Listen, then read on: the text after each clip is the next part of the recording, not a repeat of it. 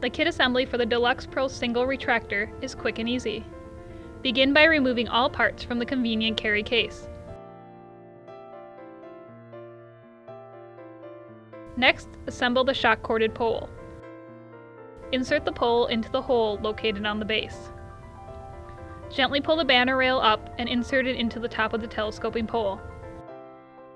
Flip open the snap rail lever and adjust to your desired height.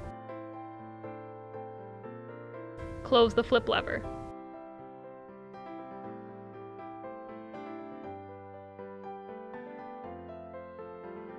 You are now ready to utilize the marketing power of the Deluxe Pro single retractor. To retract your graphic into the base, open the flip lever and allow the pole to go down. Remove the snap rail from the top of the telescoping pole. Gently allow banner to retract into the base. Do not let go of the banner.